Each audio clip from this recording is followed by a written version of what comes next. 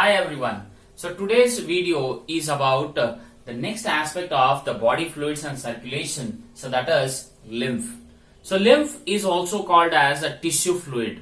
See, generally if the body fluid, if it is there inside that of the blood vessels, then we call it as a plasma.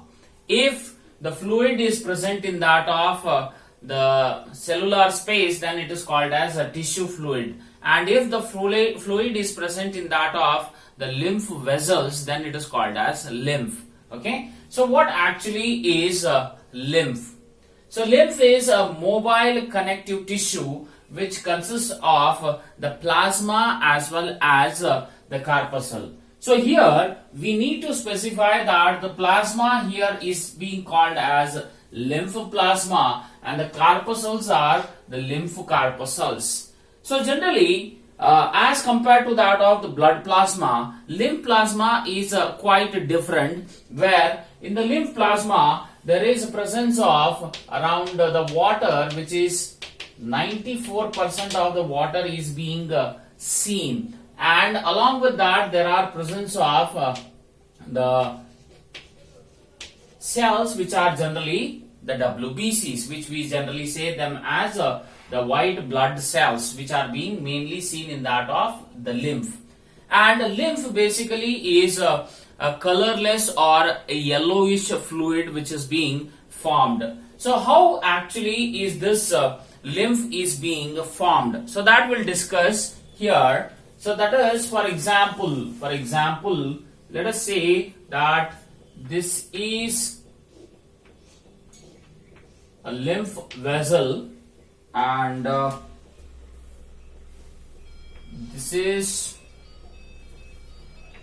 the blood vessel. Okay, and in between is this presence of the space where there are presence of the different cells existing. Okay, so here what we are able to see, this is a lymph vessel, this is the artery, this is a vein. Okay, so what we can see here is how actually the lymph is being formed. So generally when the artery is having the higher blood pressure, which means the flow of the blood in the arteries will be high. But as we see that in that of the veins, so veins have low blood pressure when compared to that of the artery. So whenever the blood is being brought about by the arteries, so generally you know that the arteries further divide into forming arterioles and arterioles further form into the blood capillaries. So these blood capillaries, when they reach to that of the tissues, actually, so they have a very thin diameter. Yes. So when the arteries or when the capillaries being about all the substances like glucose or it may be the water, okay, so all they diffuse through that of the capillary into that of this particular tissue which is there surrounding to that of the lymph vessel. So as the pressure of the substances is high in that of the capillaries, so that will diffuse from that of the capillaries into the tissues. And 95% of these substances, okay, so that will enter into that of the tissues, where for example this, if the capillaries are able to bring glucose, which is basically a nutrient, or it may be like something like hormone, or it may be like the fat soluble vitamins, if all they are present, so they diffuse into that of the tissue.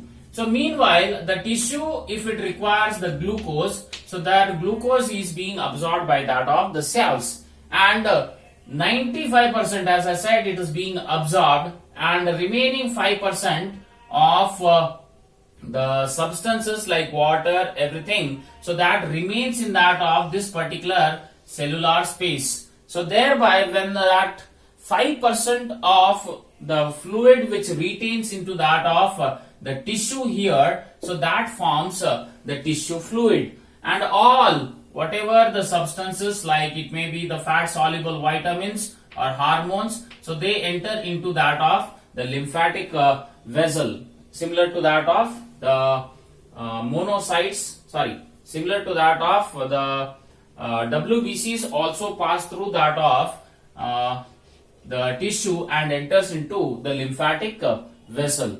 And meanwhile, from the tissue, whatever the substances, like it may be the carbon dioxide or it may be the nitrogenous waste like urea, or it may be uric acid, ammonia, carbon dioxide, all those will be sent back into that of the veins or venous system. So 95% which is being absorbed, okay, so that enters either into that of the tissues or into that of the lymphatic vessels, whereas the 5% will retain in that of the tissue, and thereby it forms the tissue fluid. And the substances like carbon dioxide and nitrogenous waste which are being generated by the cells or the tissues, so from the tissue it will enter into the veins. Yes, so that is how the tissue fluid is being formed. Okay, that is the formation of the tissue fluid. Now next is what we need to look after is the composition of the lymph. So how or what are the components are present in the lymph? So mainly there are two aspects. One is called as the lymph plasma, the other one is called as lymph corpuscle. So in the lymph plasma, okay, as I said, mainly the water is around 94%. So that is one common thing. And here is this lymph is similar to blood but has less blood proteins. So blood proteins are lesser, and less calcium and less phosphorus, as well as the glucose concentration, they are less extremely when compared to that of the blood plasma. But one common thing for any competitive exam what you have to remember is regarding the albumin and the globulin ratio. So this is very important, which can be asked in any competitive exam. So in that of the lymph, the albumin globulin ratio is 1:5. Okay, so in that of the blood, the albumin globulin ratio is 1:1. So here what you are able to see is the globulin, the protein which is there, so its concentration is higher in that of the lymph when compared to that of the blood. Okay, so that's what I have written here. The globulin is present in more concentration, along with that of some of the organic and inorganic substances. So that is the lymph plasma, which mainly constitutes water, which is 94%. Along with that, it has less blood proteins, less calcium, less phosphorus, as well as less glucose concentration. Okay, right. So that is the first one. Second aspect is lymph consists of the lymph corpuscles, where here we are able to see the floating amoeboid cells, okay, which we call them as leukocytes, and among the leukocytes, the main cells which are here in the lymph are the lymphocytes. So if you look after the count of these leukocytes or lymphocytes, so they are present around 500. Okay, 500 per cubic millimeter of the blood, we are able to see the lymphocytes are being seen. And thereby, what we can easily predict is that in the lymph, which is generally a colorless or a yellow fluid, so it lacks, it does not contain the erythrocytes as well as platelets. So they are totally absent. So we can derive an equation here that lymph can be called as plasma plus WBC. So plasma plus WBC will form the lymph. Okay, so that is the lymph corpuscles, which are mainly the lymphocyte. So these two components, one is lymph plasma and lymph corpuscles, together form the lymph. And you should be knowing that in our circulatory system, we have two types of circulatory system. One is the blood vascular system, where always the blood, which is mainly made up of the plasma as well as the formed elements, so that will flow into the blood vascular system. And we have the other one that is called as a lymphatic system. So in the lymphatic system, which mainly consists of, it may be the lymph vessel or lymph capillary, lymph node. So all those together comprise the lymphatic system, and in this lymphatic system there is a flow of the lymph. Okay, so two different circulatory systems which are being present in our body. Now, where does this lymph is being formed?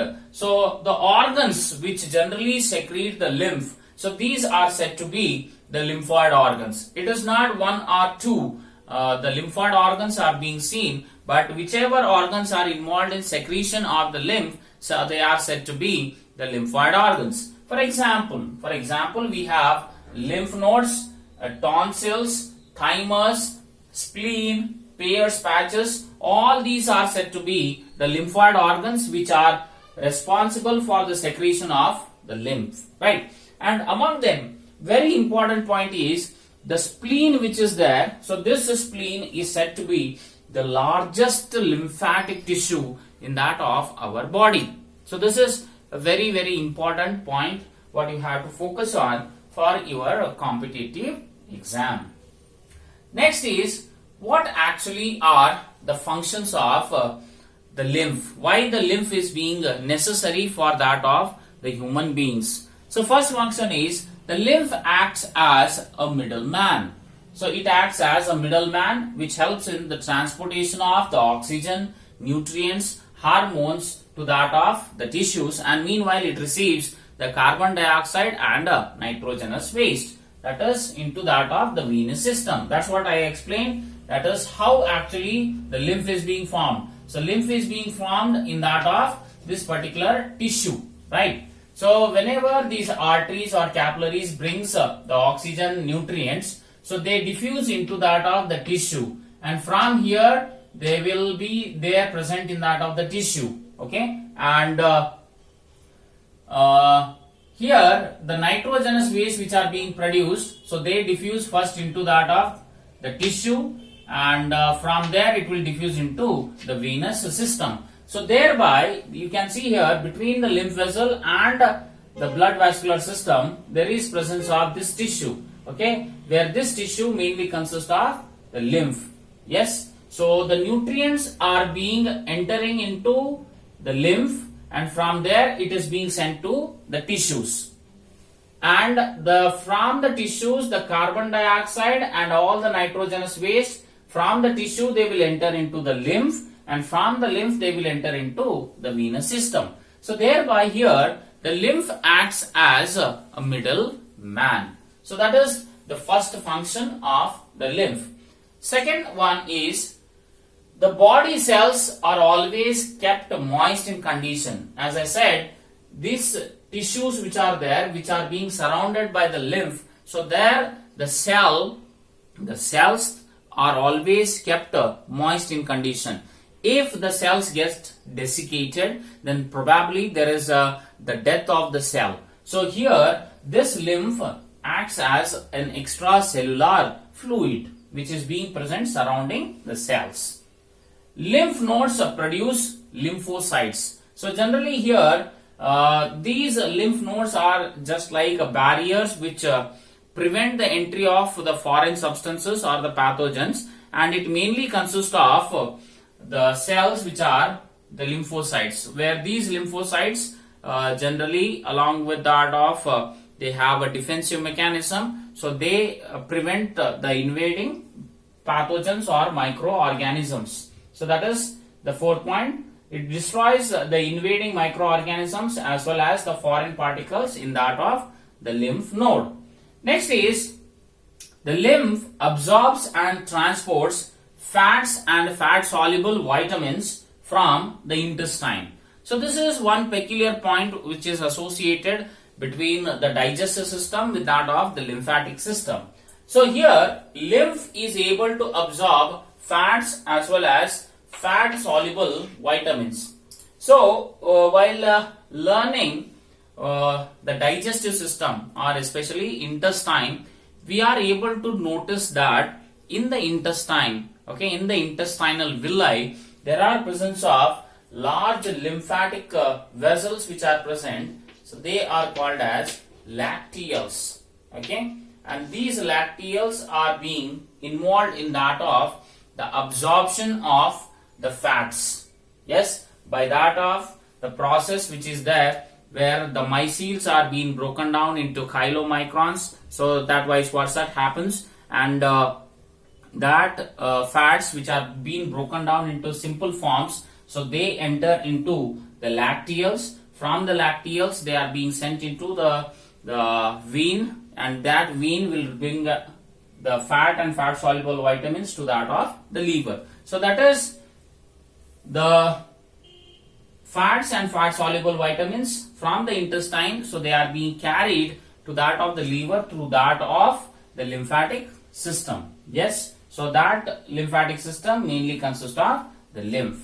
Next is lymph brings a plasma protein, which are generally the macromolecules which are synthesized in that of the liver cells, and the hormones which are secreted by the endocrine glands. So that hormones as well as the plasma proteins, so they are brought to that of the blood by the help of the lymph. So why does these directly will not enter into the blood? That is because the capillary size which is there, so that is extremely small when compared to that of the lymphatic vessels. So thereby these hormones as well as these plasma proteins which are macromolecules, so they cannot enter into that of the capillaries. So thereby they enter into that of the lymph vessels, where these plasma proteins as well as the hormones are being transported by the lymph, and later it reaches to that of the blood. So that is another function of the lymph. And the last one is the lymph maintains the volume of the blood. This is very important. Lymph maintains the volume of the blood. For example, if the blood volume reduces in the blood vascular system, okay, listen carefully. If the blood volume reduces in the blood vascular system, then lymph rushes into the blood vascular system, and thereby this lymph maintains the volume of the blood. So if there is a decrease in that of the blood volume, then the lymph will take action and it enters into the blood vascular system, and thereby it maintains the volume of the blood vascular system. So that is how these are the various of the functions of the lymph, where this lymph always flow in that of the lymphatic system and has various of the functions, and among them the very prominent and important functions are where the lymph acts as a middleman. That is the first thing. Then next is the body cells are always kept in a moist condition. Thereafter is lymph destroys the pathogens or microorganisms which are entering into the body. Thereafter we have is the lymph is able to transport the fats and fat soluble vitamins. So these are the very important functions of the lymph. So this is all the video where I had explained you how actually the lymph is being formed, and how this lymph will enter into that of the lymphatic system, what is the composition of the lymph, and the organs which are able to secrete the lymph, so they are called as lymphoid organs, and lastly is the functions of the lymph. Thank you.